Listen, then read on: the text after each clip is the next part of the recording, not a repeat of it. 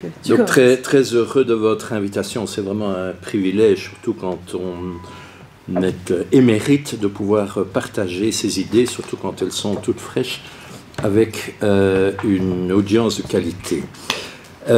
D'abord quelques mots de rappel ou de mise en perspective du courant droit et littérature, qui est un des axes de travail du séminaire interdisciplinaire, mais sans doute pas le plus fréquenté. Alors, sur cet axe sur lequel je travaille depuis quand même maintenant une quinzaine d'années, trois chantiers sont principalement ouverts pour moi. Le premier, c'est le chantier des contes juridiques. J'avoue que pour le moment, mon inspiration est un peu tarie. J'entendais parler d'une thèse sur le transhumanisme. Je signale que dans un des livres, il y a un conte sur le transhumanisme. Donc, ayant fait ces trois recueils de contes entre 2019 et 2024, qui ont été tous les trois publiés chez Dalloz, l'éditeur a décidé en octobre dernier, donc il y a un an, de les rassembler dans un coffret, donc voilà, qui les reprend tous les trois. Donc ça donne une... Alors que le troisième tome était paru quelques mois avant, ça donne encore une nouvelle vie à la chose. Donc ce qui prouve qu'il y a, ça prouve qu'il y a un marché et un intérêt. Oui, pardon, on peut le faire, s'il vous plaît. Un intérêt qui se traduit aussi par les traductions. Il y a trois chantiers de traduction en cours. Le premier est abouti, c'est une traduction d'une sélection de ces contes en portugais brésilien. Donc c'est très important parce que le Brésil est très intéressé à cette perspective et il y a vraiment beaucoup d'intérêt. J'ai reçu il y a une heure la couverture de la traduction en anglais chez Bril Nayof. Ça m'a pris beaucoup de temps, notamment pour moi qui ne parle pas bien anglais, la rédaction d'un index en anglais. Donc, mais enfin, c'est important. Et une traduction en italien chez Giapicelli l'année prochaine. Donc la démarche compte est prise au sérieux et bien sûr, ça me fait plaisir. Alors, l'autre chantier, c'est plutôt droit et théâtre, avec deux textes cette année, écrits tous les deux avec mon ami Edwin Zakai de l'ULB. Le premier, c'est la pièce L'Arche et la Tour, sur des thèmes écologiques, qui a été jouée 4-5 fois au cours des derniers mois. Et le deuxième, c'est beaucoup plus récent, c'est le printemps dernier, Socrate en Amérique, qui est une réflexion sur l'Amérique de Trump. Et aussi la cancel culture. La prochaine fois que la pièce va être jouée, c'est à l'ULB le 10 octobre prochain et à l'UCL, on cherche encore une salle, mais à l'UCL le 4 novembre prochain. On aura aussi une à Namur. Alors le troisième chantier, droit et littérature, est plus ambitieux, c'est rédiger éventuellement une théorie narrative du droit, c'est-à-dire une théorie générale du droit à partir de l'idée de récit. Je l'aurais dit une fois, c'est peut-être la seule fois, mais je ne suis pas sûr d'y arriver. Ce projet est très ambitieux, donc je me contente pour le moment de rassembler de la documentation, de lire et éventuellement l'un ou l'autre article. Voilà pour les chantiers droit et littérature. Le livre dont je vais parler aujourd'hui, Les femmes dans la cité, s'inscrit partiellement dans cette perspective. L'origine de ce livre, vous demandez peut-être, bonjour Frédéric, j'ai déjà dit que ton train avait eu du retard, donc merci de venir d'aussi loin. L'origine du livre, c'est une sollicitation pour une intervention dans une journée d'études organisée par l'École de la magistrature en France sur le thème droit et littérature, plus précisément les femmes dans la littérature. Alors l'organisatrice, qui est une amie, Alexandra Fabry, me dit « Tu as travaillé sur Antigone, tu feras les femmes grecques. » Ok, très bien. Et puis, en creusant ce chantier, je n'avais pas du tout envie de me limiter à Antigone. Et voilà, progressivement, c'est devenu un livre. Mais donc, l'origine, c'est tout simplement ça. Ah, vous vous souvenez peut-être que dans les mêmes circonstances, il y a un an, on était chez Jérémy, lors de la mise au vert précédente, j'avais terminé le bouquin à ce moment-là et je cherchais un éditeur. Je disais que j'étais en rapport avec Classique Garnier, qui s'était montré intéressé au début. Puis les vacances étaient passées pendant 3 mois, silence radio. Alors je raconte ça parce qu'il faut faire part de ces échecs aussi. Voilà, j'ai bien senti que sur la base du livre, mon correspondant a eu peur. Il s'est dit, ce professeur n'est pas un helléniste. Il s'en prend à une idole du domaine, Nicole Laureau, dont je vais parler, d'ailleurs avec beaucoup d'admiration. Et au fond, il n'osait pas prendre ses responsabilités. J'ai vraiment senti là, peut-être ce sont les défauts intrinsèques du livre, mais j'ai senti aussi la frilosité de l'interdisciplinarité dans pourtant une collection aussi renommée que Classique Garnier. Alors, finalement, tant mieux, parce que je me suis adressé un lundi matin à Odile Jacob, et le jeudi soir, j'avais un message disant qu'il prenait le livre. Donc, et Odile Jacob a quand même la puissance d'un grand éditeur et une très grande diffusion et très bon service de presse. Donc je suis content. J'ai écrit ce livre très rapidement, j'ose à peine le dire dans un auditoire avec tant de jeunes collègues qui sont, je sais, surchargés de tâches de toutes sortes, mais vraiment l'Éméritat a cet avantage de réduire les pressions. Et donc pendant 3 mois, je n'ai fait que ça. Et quand on ne fait que ça, le travail est démultiplié. Un point de méthode, dont j'insiste, je suis content. J'ai travaillé, il y a 31 pièces de théâtre tragique grec. Je les ai évidemment toutes lues en faisant des fiches pour chacune. Et puis j'ai travaillé par plan, tableau, manuscrit, parce que je ne suis pas capable de manipuler les tableaux Excel ou autre chose. Je voulais montrer un peu. Ça peut paraître très simple, mais franchement, ça m'a énormément aidé sur la base de mes fiches, de faire des tableaux par pièce de théâtre, les 31, par héroïne. Dans mon index des noms d'héroïnes tragiques grecques, il y en a 53, et par thème juridique et par thèse défendue. Alors, en croisant tous ces tableaux dans des synthèses de plus en plus resserrées, j'arrivais vraiment à maîtriser assez facilement ce matériau qui m'a donné beaucoup de plaisir parce que c'était un matériau fini. Et pour le philosophe que je suis, pour une fois travailler sur un matériau fini, c'est comme les juristes qui peuvent travailler parfois sur une jurisprudence ou une loi, c'était un très grand soulagement. Alors, bien sûr, je travaille sur un matériau de grec ancien. J'ai la chance d'appartenir encore à une génération qui a fait du grec à l'école. Et j'avais dans ma bibliothèque des héritages de livres familiaux qui sont des juxtas, donc des traductions juxtalinéaires du texte grec. À gauche, une traduction plutôt littéraire, et à droite, une traduction mot à mot. Pas toujours exact, ça, il n'y a pas de traduction exacte, mais au moins, je pouvais chaque fois traquer au plus près les termes utilisés, les comparer d'une pièce à l'autre, d'un auteur à l'autre, et notamment mesurer combien nous sommes dépendants de la qualité des traductions que nous utilisons, ce que vous savez bien, mais franchement, ça se vérifie. Avant d'entamer vraiment le texte lui-même, un dernier point, je mesurais bien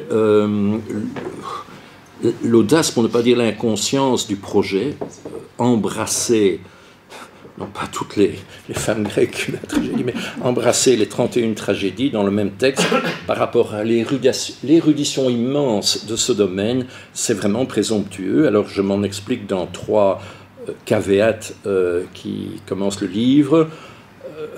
3 objections ou réticences ou réserves qu'on pourrait formuler à l'égard du projet. Première réserve, qui êtes-vous, juriste et philosophe, pour fouler ce domaine sacré qui est la chasse gardée des hellénistes? Donc ça, c'était mon premier problème. Deuxièmement, en quoi prétendez-vous intéresser vos contemporains en 2025 à propos de ces exemples sympathiques sans doute, mais très anciens?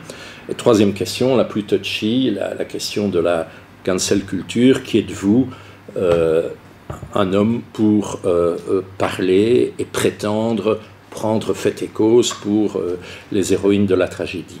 Bon, sobrement, j'essaie de rencontrer ces 3 objections. Voilà, au bénéfice de cette mise au point, je me propose maintenant d'opérer dans un livre de 220 pages, mais je vais le faire circuler aussi, je vais le faire circuler de ce côté-ci, voilà. Quelques coups de sonde, bien sûr, donc ce sera parfois un peu bref, mais voilà, j'ai voulu privilégier plutôt un regard encyclopédique. Je commence par 3 citations que j'ai mises en exergue du travail. La première est empruntée à George Steiner, le grand spécialiste d'Antigone. Je cite « Il n'est pas à exclure que les droits élémentaires de la féminité, voire de la primauté du féminin dans certaines fonctions et certaines situations, droits niés aux femmes dans la vie de tous les jours, dans la législation, dans la politique platonicienne, aient été un des ressorts de la tragédie grecque, une de ses licences extraterritoriales. » George Steiner. Pierre Vidal-Naquet, autre grand helléniste. La cité grecque n'est certes pas la seule civilisation à exclure les femmes de la vie politique, mais elle offre cette particularité très notable de dramatiser cette exclusion, d'en faire un des moteurs de l'action tragique. Et puis, puisqu'on parle tout de même d'un objet artistique, et n'oublions jamais, nous ne parlons pas ici d'une théorie philosophique, mais nous travaillons sur de la fiction, sur du théâtre, qui était du théâtre chanté, donc on travaille sur un objet artistique. Une citation de Charles Baudelaire dans son poème « Femme damnée », qui répond assez bien aux couleurs du livre. « Ô Vierge, ô démons, ô monstres, ô martyrs, de la réalité grands esprits contempteurs, chercheuses d'infini, dévotes et satires, tantôt pleines de cris, tantôt pleines de pleurs. » Fin de citation. Au moment où l'Antigone de Sophocle est jouée sur la scène du théâtre de Dionysos à Athènes, 5e siècle avant Jésus-Christ, la ville érige un temple somptueux à sa protectrice Athéna sur la colline de l'Acropole située à proximité. Sur les frises des 4 côtés de l'édifice sont installés 92 métopes, des plaques sculptées, représentant les victoires de la cité contre les forces du désordre, les Troyens, les Géants, les Centaures, et, sur le flanc ouest, les Amazones. À l'intérieur du temple est placée la gigantesque statue d'Athéna Parthénos, sculptée par Phidias. On voit sur son bouclier le combat victorieux contre les Amazones. Le sens de ce programme iconographique a une portée civique évidente. Il vise à affirmer la suprématie de la cité sur les forces du désordre, les ennemis extérieurs, les puissances surnaturelles menaçantes et les femmes dangereuses. Athènes affirme fièrement le triomphe de l'ordre contre le chaos, de la civilisation contre la barbarie, de l'humain contre l'animal et de l'homme contre la femme rebelle. Paradoxe. Ce combat est mené et gagné sous l'égide d'une femme, Athéna. Mais le paradoxe n'en est pas vraiment un, car Athéna est bien peu féminine en vérité. Déesse vierge, Parthénos, née du cerveau de son père, Zeus, elle affirmera au cours du procès d'Oreste, je cite, « Nulle mère ne m'ayant engendré, toujours et de tout cœur ne repoussant que le mariage, j'approuve le camp masculin, j'appartiens pleinement au père. » C'est une citation tirée des Euménides d'Échille. Un peu plus tôt, au moment où Athéna fonde le tribunal de l'Aréopage, toujours dans la même pièce, destiné à appliquer le programme juridique de la cité, la déesse prend bien soin de dire qu'elle établit ce tribunal sur la colline d'Arès, je cite, où les Amazones s'établirent et plantèrent leurs tentes, lorsque, en haine de Thésée, elles apportèrent ici la guerre. Ainsi, les choses sont claires. Le droit de la cité est un droit d'homme, gagné et défendu contre un droit autre, ou même un autre du droit, attribué à la figure de femme terrifiante. Le propos de mon livre est de suggérer que le corpus tragique, une trentaine de pièces étalées sur une courte période de 80 ans au cours du 5e siècle avant notre ère, donc le corpus tragique ne s'accommode pas vraiment de cet ordre des choses et repose inlassablement la question de quel droit. Et ici en particulier, de quel droit la cité repose-t-elle sur le refoulement de la voix des femmes.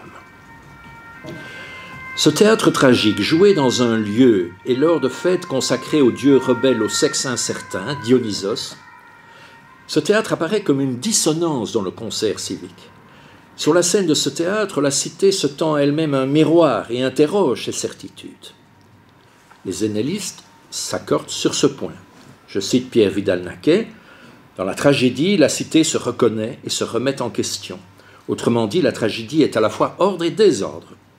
L'auteur tragique déplace, inverse, parfois supprime l'ordre politique. » Dans un ouvrage consacré au rapport entre tragédie et politique, Christian Meyer affirme, je cite, « Au Ve siècle, il existait une connexion très étroite entre tragédie et politique. » Et Louis Gernet de préciser, « Ce sont les antinomies du droit qui donnent aux tragédies leur langage. » Même opinion encore sur la plume de Jean-Pierre Vernant, je cite, « La matière véritable de la tragédie est la pensée sociale propre à la cité, spécialement la pensée juridique en plein travail d'élaboration. » Parmi les hellénistes, le mérite revient à Nicole Laureau dans toute son œuvre, et particulièrement dans un livre remarqué intitulé « La voix endeuillée des femmes », son mérite est d'avoir attiré l'attention sur un aspect central mais peu étudié de cette portée politique de la tragédie, la question de la place des femmes dans la cité, leur conception du vivre ensemble. Un champ d'études se dessinait ainsi qui donnait consistance aux intuitions de Georges Steiner, de Pierre Vidal-Naquet, que j'avais placé en exergue de ce chapitre. Parenthèse. Sur le mode de la comédie, il est toujours bon d'écouter les comiques qui sont comme la critique de la critique. Aristophane, qui est contemporain des trois grands tragiques, Aristophane fait écho à cette invention de la tragédie, donc la place des femmes, dans une de ses comédies, Les Grenouilles, qui met en scène une discussion aux enfers entre Échille et Euripide, donc deux des grands tragiques. Euripide. Chez moi, la femme avait droit à la parole, tout autant que l'esclave, le maître, la jeune fille ou la vieille. Échille. Tu aurais dû être mis à mort pour avoir osé cela, n'est-ce pas? Euripide. Non, par Apollon, c'était démocratique ce que je faisais là. Donc, fin de parenthèse. J'y reviendrai tout en conclusion. Aristophane fait vraiment écho à cette problématique. La thèse de Nicole Laureau est donc le point de départ de mon travail. Dans le premier chapitre, je résume son propos. Par leur voix endeuillée, les femmes entendent remettre en cause la politique officielle, guerrière, machiste, pseudo-consensuelle, qui jette le voile de l'oubli sur les morts et refoule les divisions qui traversent le corps social. Cette thèse se vérifie en effet. Mais l'étude attentive et systématique du corpus invite à la nuancer et surtout à l'enrichir, la dépasser en la complétant. On s'aperçoit vite en effet que les femmes tragiques sont bien moins passives qu'on pourrait le croire. On comprend aussi qu'elles sont loin d'épuiser le répertoire. Aussi bien, après un premier chapitre consacré aux femmes implorantes, suppliantes, j'étudie dans un deuxième chapitre l'action des femmes terrifiantes. On retrouve ainsi les deux affects qu'Aristote associait à la tragédie, pitié et terreur. Ici, référé à des femmes dignes de pitié ou suscitant l'effroi. Et puis, à Antigone, je n'oubliais quand même pas tout à fait, c'était ma commente, à Antigone qui n'est ni vraiment suppliante ni vraiment terrifiante, je consacre un troisième chapitre. Je n'en parlerai pas vraiment ici aujourd'hui. La voix des femmes implorantes forme comme un sous-texte discret du discours civique. À l'ombre des monuments et des gestes officiels, dans un en-deçà de la cité et dans le registre de l'infrason, les femmes font entendre une protestation que les magistrats s'efforcent d'étouffer. Mais parfois, c'est au-delà de la cité qu'elles se font entendre. C'est alors l'ultrason tonitruant des femmes terrifiantes, vengeresses flamboyantes, amantes, passionnées, ménades délirantes, bacchantes. C'est leur cri qui pourrait bien renverser l'ordre social tout entier. Entre ces deux extrêmes, bien d'autres voix encore qui, chacune à sa façon, posent la question de quel droit. Il arrive aussi que certaines de ces héroïnes tragiques soient en même temps ou successivement implorantes et terrifiantes. On rencontre aussi des hommes qui prennent leur parti ou se substituent à elle, car la tragédie est évidemment bien trop subtile pour se satisfaire de dichotomies binaires et simplistes. Un fil rouge parcourt mon analyse, tenter de rendre audibles les infrasons et les ultrasons de ces voix de femmes et chercher à comprendre quel effet ces voix, relayées par les poètes tragiques, pourraient avoir sur le droit et la politique de la cité. Pour mener mon étude, je me suis basé sur la lecture attentive des 32 pièces conservées, dont l'attribution à Échille, 7, Sophocle, 7, Euripide, 18, est avérée. Je signale au passage que, bien qu'impressionnant, ce corpus ne représente qu'une petite partie de l'œuvre des 3 grands poètes tragiques. On a perdu la plupart de ces pièces. On peut espérer que, pour des raisons que vous devinez, ce sont les plus jouées, les meilleures dont nous avons gardé le souvenir. Mais évidemment, on rêve un jour de tomber sur le manuscrit d'une pièce inconnue. D'ailleurs, comme je ne peux pas résister au passage à l'affection à la fin du livre, j'ai une page de rêverie athénienne où j'imagine des ouvriers turcs du métro à Istanbul creusant et tombant sur un manuscrit de ce type. Ce qui frappe d'emblée l'observateur, c'est la place centrale qu'occupent les femmes dans ce corpus. Qu'on en juge. 20 pièces sur 32 ont pour titre le nom d'une femme ou d'un collectif de femmes. Par ailleurs, le chœur est composé de femmes dans 20 pièces également, et ce ne sont pas nécessairement les mêmes. Ainsi, pour me limiter à Échille, on rencontre des chœurs féminins dans 5 de ces pièces sur 7. Tantôt des déesses, tantôt des furies, tantôt des femmes ordinaires, parfois des migrantes, parfois des captives. Dans 2 tragédies seulement, le chœur est composé d'hommes. Ce point est important quand on sait le rôle amplifiant de chambre d'écho que jouent ces chœurs dans la tragédie grecque. Ces captives, ces compagnes, ces étrangères contribuent à universaliser le message des héroïnes, écrit Jacqueline de Romy. Les thèmes dramatiques au cours desquels se nouent ces histoires concernent les femmes au premier chef. Tous présentent d'importantes connotations juridiques. Jamais techniques, bien sûr, mais les enjeux sont toujours des enjeux de justice.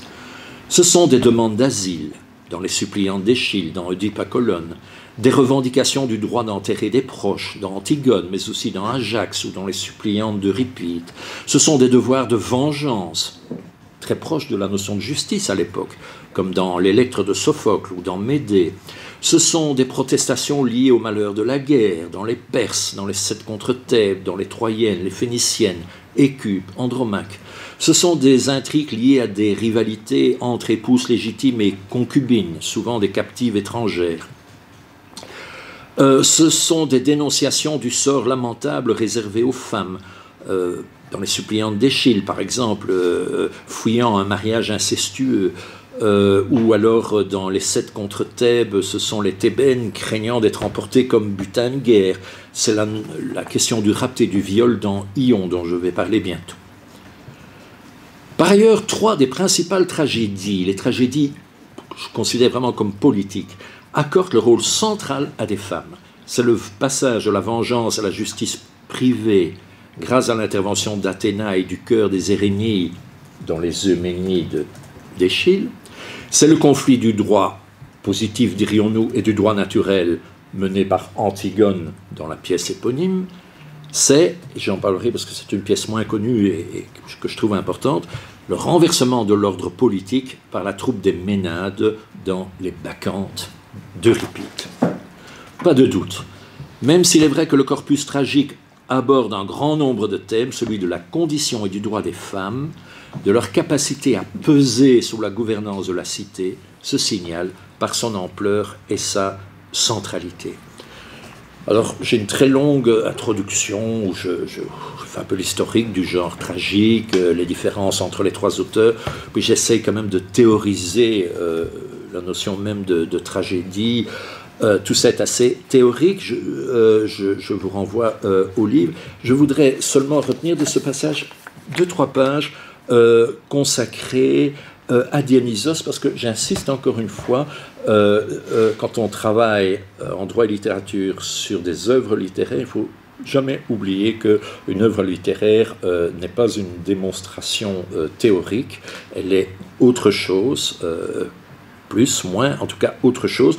Elle donne à penser, comme dit Ricoeur, le symbole donne à penser, mais il ne faut pas la réduire. Donc je voudrais faire justice à cet élément artistique, imaginaire, affectif, en insistant sur le fait que les tragédies s'inscrivent sous le signe de Dionysos. Je le ferai aussi en parlant des Bacchantes. Bon, qui est ce Dionysos ? On en parle justement dans la pièce Les Bacchantes, et le roi Panthée, qui le rencontre, demande à l'étranger qui l'a rencontré et lui dit « Tu dis avoir vu le dieu, comment était-il en fait ?» Réponse « Comme bon lui semblait, je n'avais pas d'ordre à lui donner. » Tel est Dionysos en effet, insaisissable, multiple, irréductible à une identité fixe, réfractaire aux ordres, à l'ordre, il est celui qui dérange, celui qui déconcerte, celui par lequel l'inattendu s'invite dans la cité. Et le roi Panthée, le roi de Thèbes, avec qui il discute, on le verra tantôt, trop rationaliste, trop mâle, trop grec, trop sûr de lui, ce Panthée, qui entendait bannir le trublion de la cité, apprendra à ses dépens ce qu'il en coûte de refouler son autre. C'est donc sous les auspices de ce dieu masqué, du reste pas vraiment un dieu, demi-dieu seulement, fils de Zeus et de la Thébène Sémélé, donc une humaine. C'est sous les auspices de Dionysos que se produit le théâtre tragique dans son théâtre et à l'occasion de ses fêtes annuelles, les grandes Dionysies. Dionysos, étranger, on dit qu'il vient de Lydie, mais proche, sa mère est grecque. Dionysos de sexe masculin, mais se donnant volontiers une allure féminine, s'avance masqué comme les acteurs de théâtre. Il brouille les frontières de l'illusoire et du réel, du naturel et du surnaturel, du sauvage et du civilisé. Maître de l'illusion, il multiplie les sortilèges, il fascine, il envoûte. Présent et absent en même temps, il bouscule les apparences. Il se dérobe quand on croit le saisir, il se révèle pourtant en se cachant. Il revendique son excentricité et exige cependant qu'on lui reconnaisse une place et un culte au cœur de la cité. Lorsqu'il était institué, comme il l'était en Grèce, le culte de Dionysos se traduisait notamment par l'organisation de thyades. C'étaient des groupes organisés de fidèles pratiquant la transe, rituel dont un changement d'état était attendu. Ce changement d'état pouvait revêtir diverses formes. Communion avec la nature, ivresse, Dionysos est aussi le dieu du vin, et aussi travestissement et jeu autour de l'identité sexuelle. Les travestissements rituels tenaient une grande place dans les cérémonies liées au culte de Dionysos, sous la forme de renversements carnavalesques, au cours desquels étaient bousculées les conventions et inversés les rôles sociaux. Et je signale notamment que le thème de la bisexualité ou de la transsexualité hante l'imaginaire collectif grec. Je rappelle notamment que le devin Tirésias, si important dans beaucoup de tragédies, était censé avoir vécu une partie de sa vie dans un corps de femme. Sous tous ces aspects, Dionysos est dans la culture grecque la figure de l'autre. Il en opère une forme d'altération et d'acculturation dont le théâtre tragique, son théâtre, est un des principaux opérateurs. L'expérience à laquelle il invite sur le mode de l'ivresse, la danse et les transes est une sortie hors du monde commun, une expérience extatique qui implique à la fois rupture avec le quotidien et reliaison avec un autre monde oublié ou rejeté en périphérie.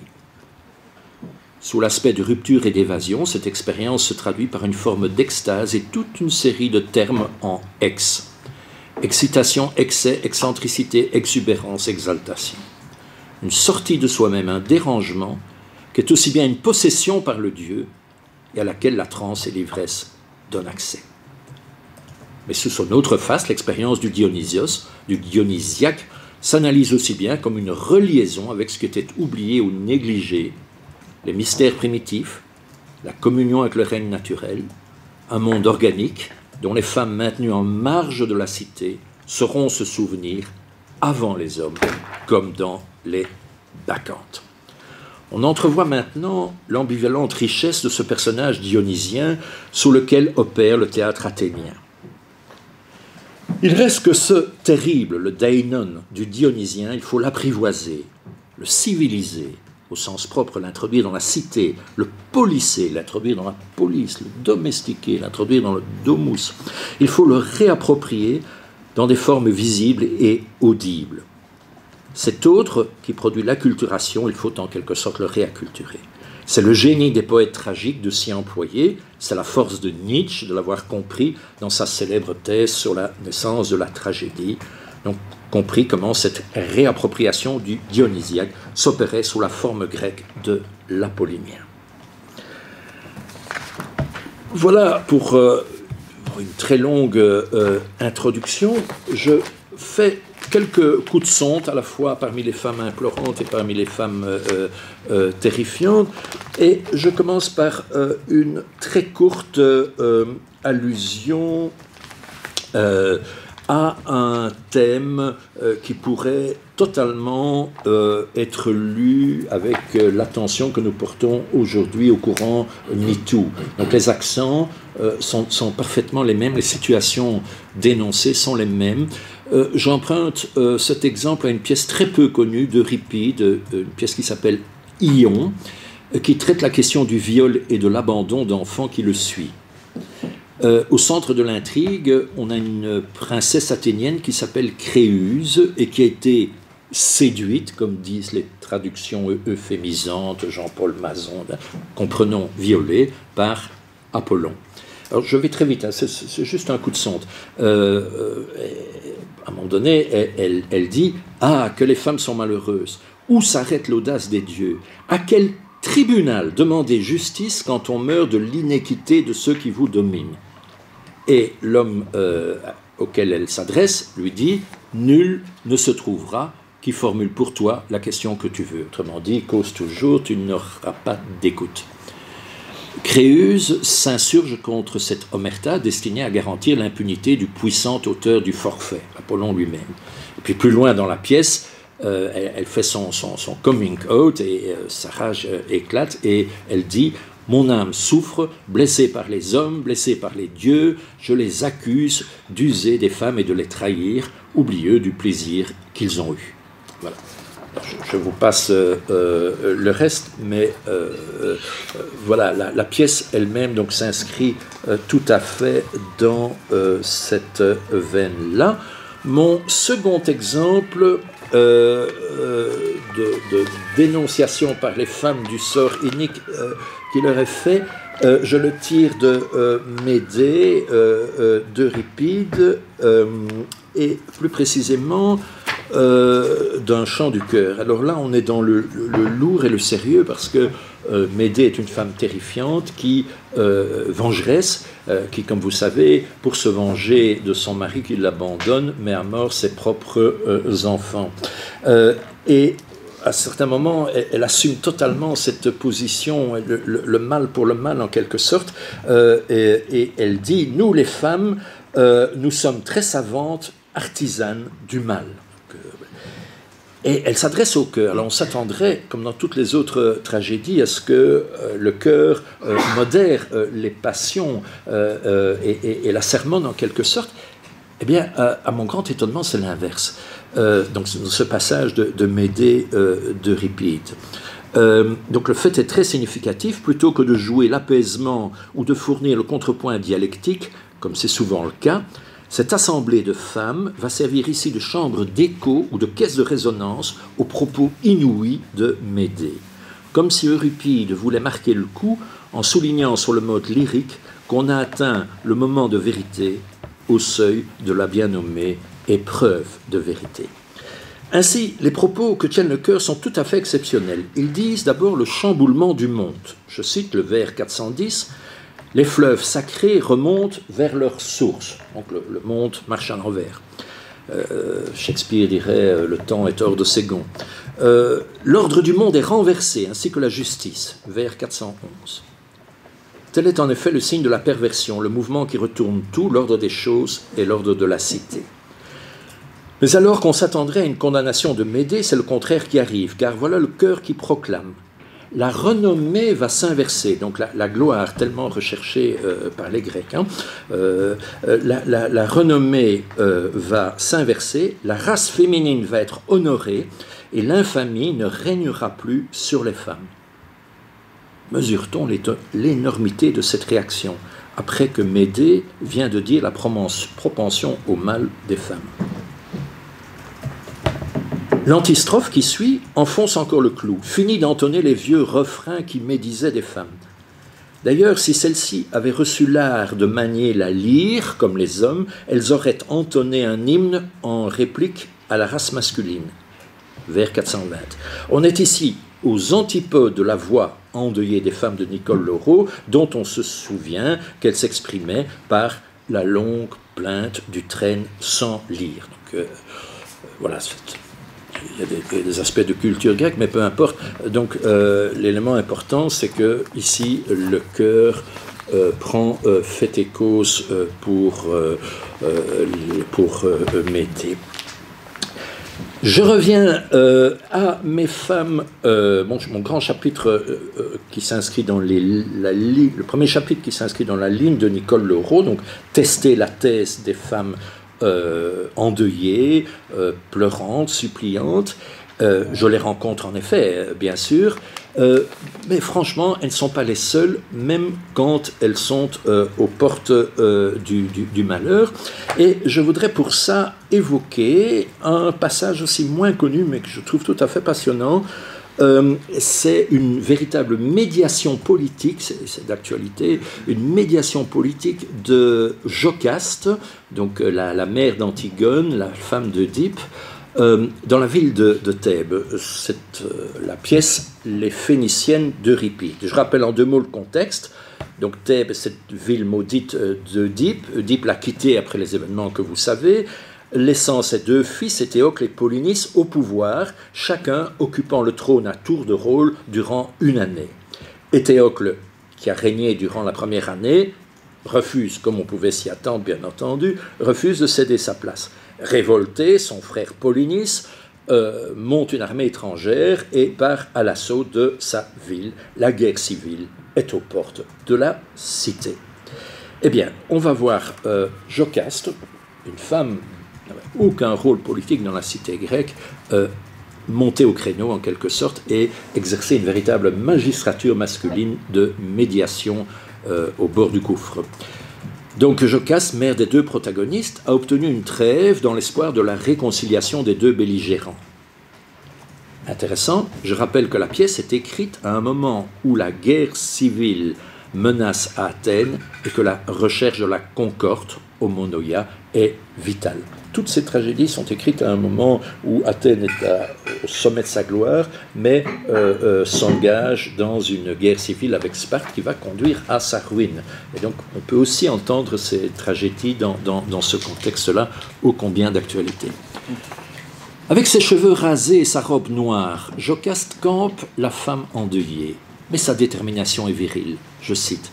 « Moi, pour ramener l'entente, j'ai décidé, mon cadet, à rencontrer l'aîné sur la foi d'une trêve. » C'est une médiation en bonne et due forme qu'elle entend mener à bien en vue de sauvegarder la paix. Il s'agit d'abord, comme dans toute médiation sérieuse, de préciser le cadre procédural et de se faire agréer par les deux parties. Ce qu'elle obtient. Polynice, c'est ton office, ma mère, de résoudre ce différend. Vous avez bien entendu, Polynice parle d'un office. Jocaste est accréditée non dans un rôle maternel, comme si elle avait à gronder des garnements insupportables, mais bien dans une fonction virile par excellence, résoudre un différend qui menace la paix civile. De l'autre côté, bien que de mauvais gré, on le sent peu convaincu, il a plus à perdre aussi, Éthéocle s'incline à son tour. J'ai tout laissé pour entendre de toi une médiation qui vaille pour nous deux. Alors qu'il allait s'emporter, cet Éthéocle, qui n'a toujours pas daigné accorder un seul regard à son frère, Jocaste le coupe et lui recommande le calme, nécessaire pour satisfaire l'équité. Elle l'engage à regarder enfin Polynice, plutôt que de s'en détourner ostensiblement. Tu sauras mieux lui parler et l'entendre. On appréciera cette insistance sur la nécessité d'écouter, gage de réussite de toute médiation. Jocaste règle ensuite l'ordre des prises de parole. Polynice interviendra le premier, puisqu'il est en position de demandeur. Effectivement, il prend la parole, son discours est simple, il réclame le respect de l'alcor d'alternance au pouvoir. Il suffirait qu'Éthéocle le respecte pour qu'il renvoie son armée, et lui-même s'engage à se retirer comme convenu un an plus tard. Sommé à son tour de s'expliquer, Éthéocle n'en démord pas. Il ne cherche même pas à déguiser sa position. C'est que, dit-il, pour rien au monde, il ne renoncerait à la royauté qu'il tient pour la déesse suprême.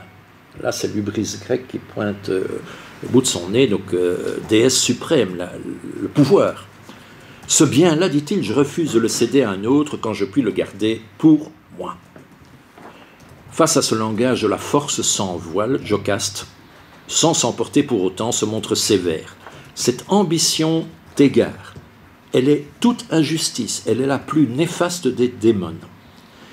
Et la médiatrice d'invoquer le respect de l'égalité, chacun tenu de respecter sa part temporelle, time sharing. La leçon est politique dans sa bouche, mais religieuse aussi bien. Seuls les dieux sont les propriétaires des biens, nous n'en sommes que des usagers provisoires.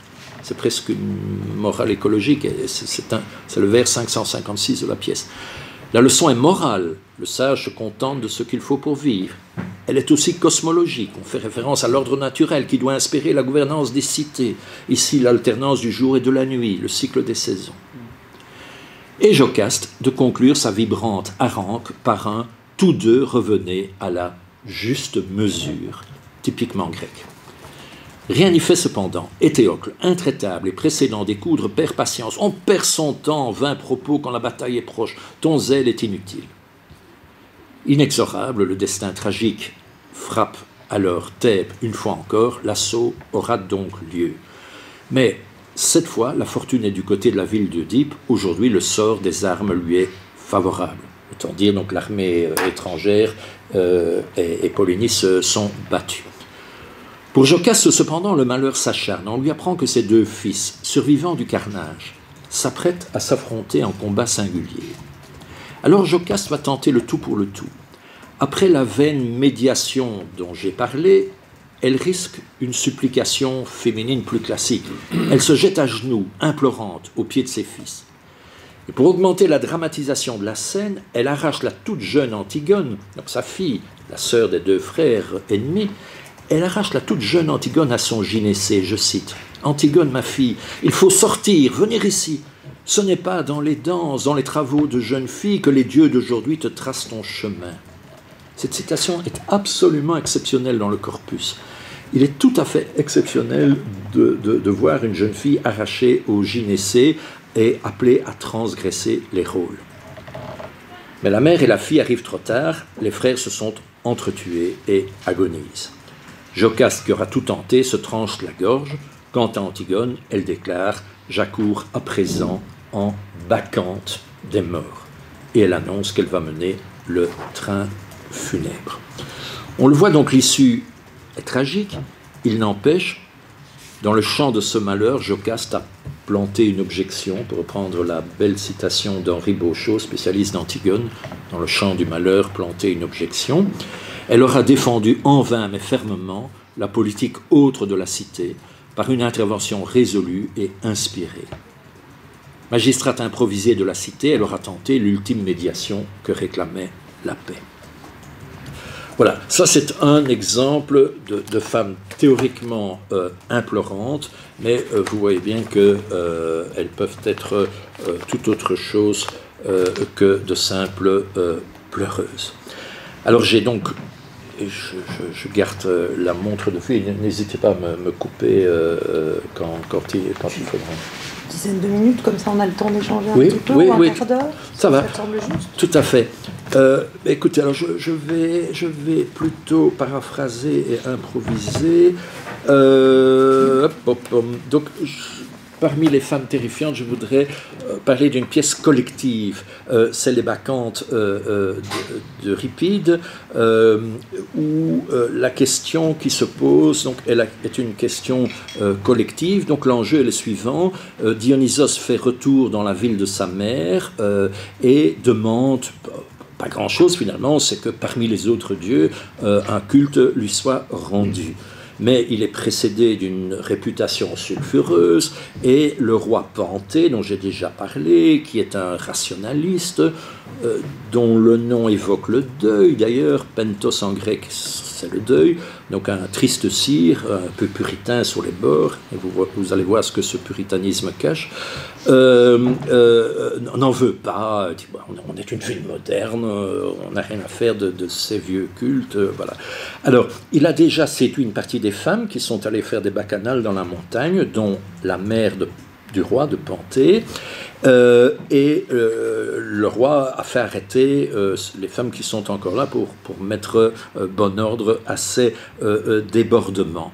Alors ce qui est intéressant, c'est que montent en scène deux vieillards, Tirésias, le fameux Tirésias dont j'ai déjà parlé, et Catmos, le père de Panthée. Non, le grand-père de Panthée, le grand-père de Panthée. Donc, et ceux-ci ont revêtu la robe safranée, la robe jaune des Bacchantes, et s'apprêtent à se joindre au cortège dans la montagne, suscitant les moqueries et les railleries de Panthée. Qu'est-ce que c'est que ces deux vieillards qui vont faire la fête, voilà. Alors, il y a une discussion théorique vraiment sur ce qu'il convient de faire, le parti qu'il convient d'adopter par rapport à la demande du Dieu. Je théorise un petit peu. La question, pour moi, qui m'intéresse, c'est quelle est la place à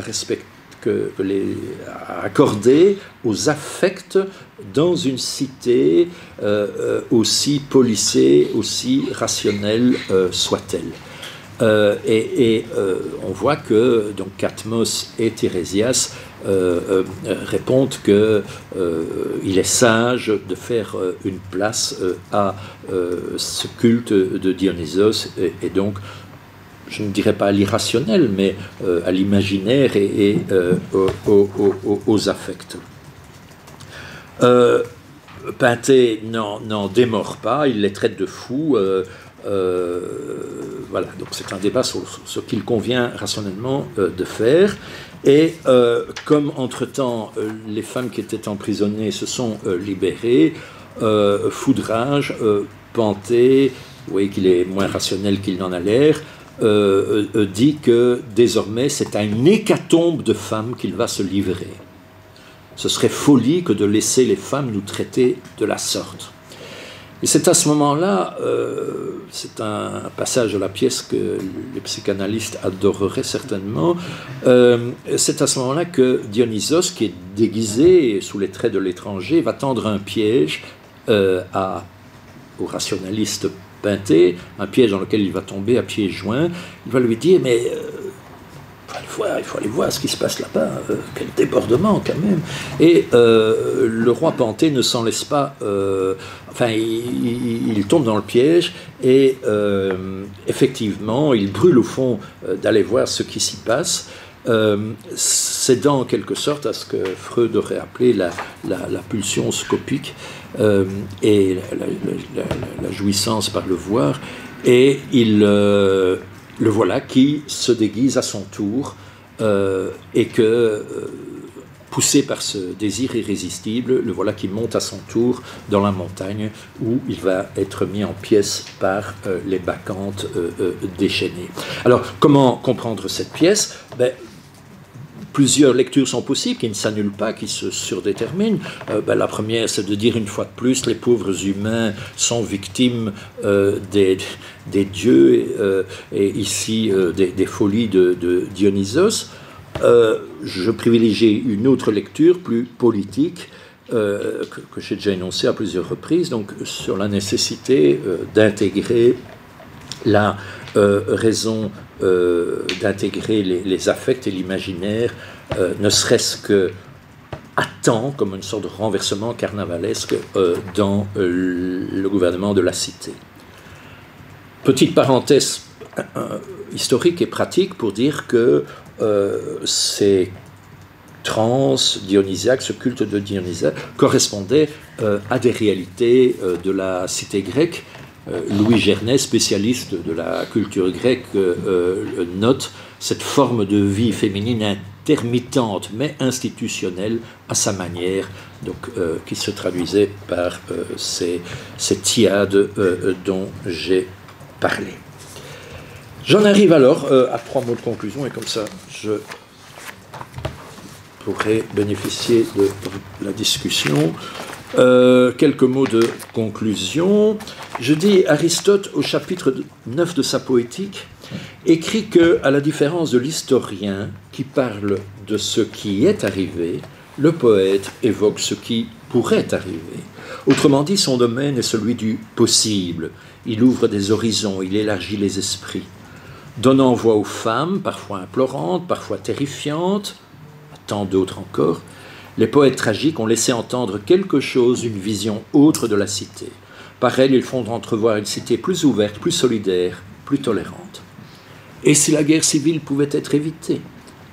Et si l'on suivait la courageuse médiation de Jocaste? Et si l'on se gardait des folies guerrières que dénonce Atossa dans les Perses, Clytemnestre dans Iphigénie à Aulis? Et si l'on s'enquérait du consentement des femmes à leur mariage, comme l'exigent les suppléantes d'Échille? Et si l'on traitait les morts avec respect, même les ennemis et les traîtres, comme le réclament Antigone et les suppléantes d'Euripide?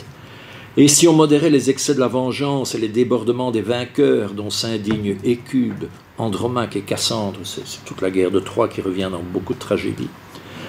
Et si l'on accordait l'asile à ceux que rejette leur cité, comme l'implore Antigone pour son père dans Oedipe à Colonne? Et si l'on accordait plus de considération aux femmes, comme le demandent Médée, Créuse et tant d'autres? Et si l'on faisait une place aux affects dans la gouvernance de la cité? Les poètes tragiques posent ces questions aux spectateurs athéniens. Le registre étant celui des histoires qui suscitent terreur et pitié, c'est le plus souvent sur le mode dystopique qu'ils s'expriment. Donc le malheur. Ce sont des histoires épouvantables qui font réfléchir. Parfois, cependant, c'est sur le mode de l'utopie positive que le poète s'exprime. Plus rarement, il est vrai. Comme Échille dans les Euménides. Je rappelle, les Euménides, au moment où Athènes fait l'expérience historique avérée du passage progressif de la vengeance privée aux premiers tribunaux de la justice publique, à ce moment-là, le poète donne à voir l'action d'une justice humaine et équitable, qui garde cependant les yeux rivés sur le message des anciennes hérémies. Respect des lois, crainte du châtiment. Dans ce cas, l'utopie politique paraît réalisable et désirable. Et même si la cité en folie des Bacchantes apparaît comme un repoussoir politique, quelque chose de leur message est passé. Le devin Tirésias et le vieux roi Cadmos conviennent qu'une cité harmonieuse sait intégrer une part de ce qui lui échappe. Ainsi, d'un texte à l'autre se confirme ce message, sous peine de s'enfermer dans des certitudes rationalistes, bientôt autoritaires et donc aveuglées, hubris. La cité doit faire sa place au terrible qui advient, comme un possible toujours menaçant, le Dainon qui court comme un fil rouge à travers toute la tragédie. Et puis aussi continue de résonner le message d'Antigone. Je n'aurais fait qu'une citation d'Antigone, mais c'est la plus belle. Je suis du côté de ceux qui aiment et non du côté de ceux qui haïssent. Les tragiques n'ont pas le monopole de ces mises en question. Sur le mode comique et avec une insolence provocatrice, Aristophane aussi problématise l'exclusion des femmes. C'est le thème de 3 ou moins de ses pièces, Lysistrata, les Thesmophorieuses et les femmes à l'Assemblée. Un exemple. Avec ses amis de toute la Grèce, Lysistrata parvient à arrêter la guerre fratricide qui oppose la cité. Nous sommes en 411, en pleine guerre du Péloponnèse. La recette de Lysistrata est simple: ne pas faire l'amour pour mettre fin à la guerre. Son message aux hommes: à votre tour d'écouter nos conseils et de vous taire comme nous auparavant, nous allons vous remettre dans le droit chemin. Sans doute direz-vous, ce message des femmes est-il écrit et joué par des hommes? Il est masqué, travesti, tout comme l'acteur masculin masqué qui joue le rôle des femmes sur la scène. Le masque est censé faire reconnaître aisément le personnage qu'il désigne, mais il dissimule autant qu'il révèle. Cette ambiguïté dit quelque chose de l'énigme et aussi de la méconnaissance des femmes qu'entretient la cité. L'interpellation qu'elles adressent aux hommes est ainsi à la fois révélée et sans doute travestie par le biais de l'illusion théâtrale. Celle-ci laisse entrevoir quelque chose de leur présence absente dans la communauté, mais aussi de la question obsédante qu'elle pose. Ces fictions, et je termine vraiment par là, ces fictions, les possibles dont parlait Aristote, ont-elles entraîné des changements de mentalité et des évolutions concrètes dans la gouvernance des cités? Ça dépasse mes compétences. Il faudrait poursuivre les recherches et relire les historiens, Thucydide notamment, pour répondre à cette question. J'observe par exemple que la pièce Lysistrata n'aura pas empêché la guerre du Péloponnèse de se poursuivre et de s'achever 7 ans plus tard par une défaite complète d'Athènes. Une certitude cependant, les poètes ébranlent l'imaginaire collectif.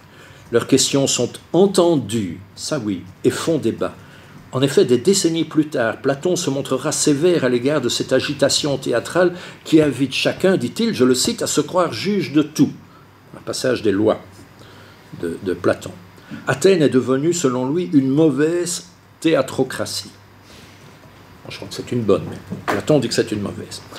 Ainsi reste ouverte la question de savoir si et comment l'imaginaire tragique a influé sur le gouvernement de la cité. Mais une chose ne fait pas de doute, les questions que posent les femmes d'Échille, Sophocle et Euripide sont largement encore les nôtres aujourd'hui. Je vous remercie.